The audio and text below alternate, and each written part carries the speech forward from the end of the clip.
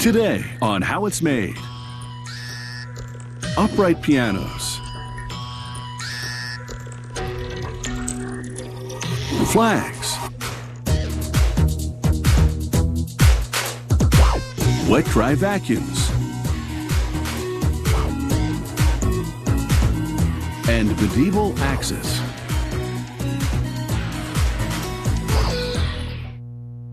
Unlike a grand piano, an upright piano is vertical, so you can place it against a wall.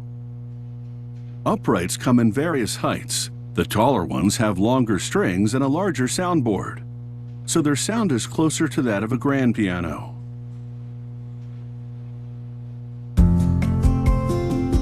Around 4 feet tall, this is the largest upright piano on the market.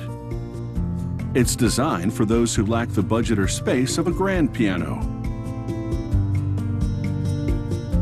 A piano technician spends several days calibrating the pre-assembled action stack.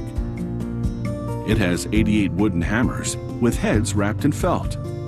Pressing a piano key causes the corresponding hammer to strike a particular string. The string vibrates, producing a specific musical note. A damper stops the string vibration a split second later, ending the sound. Each key has 2 slots called mortises. They are lined with a felt bushing to protect the wood from wear. At the back of each key, there's a height adjustment rod called a capstan.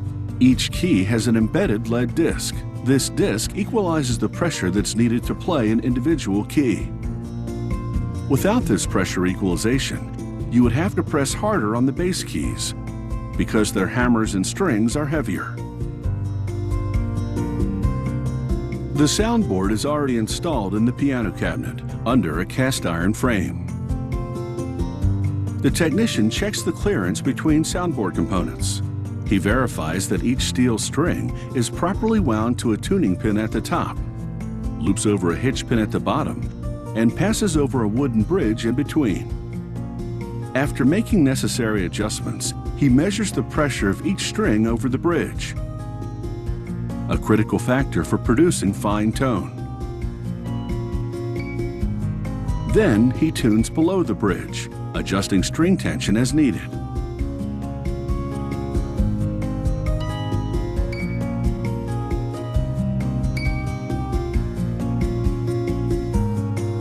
The technician assembles the keyboard by aligning each key with corresponding pins on the key frame.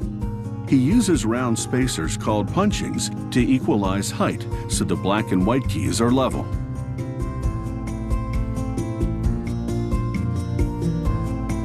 He checks the tightness of each key's bushings.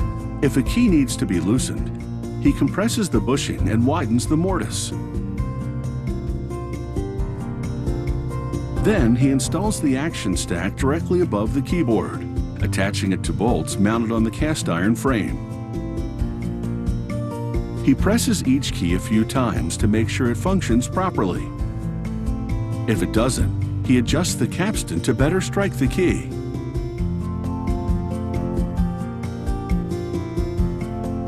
Then he connects the pedals to the components they control. The right pedal pulls the dampers away from the strings to let the sound continue. The left pedal draws the hammers closer to the strings, which reduces the volume of the sound. Then, several more calibrations, each hammer to make sure it moves correctly, each back check so that it doesn't rebound and strike again. And finally, each key is checked to ensure that the pressing depth is identical across the keyboard. If a key needs adjustment, he adds or removes punchings. They come in a range of thicknesses from heavy felt to ultra-thin tissue paper. He plays with different combinations until the pressing depth is perfect. Now he strikes a tuning fork to sound an A and tunes the corresponding A key. Then he tunes all the other keys in relation to that note, tweaking each tuning pin with a special wrench.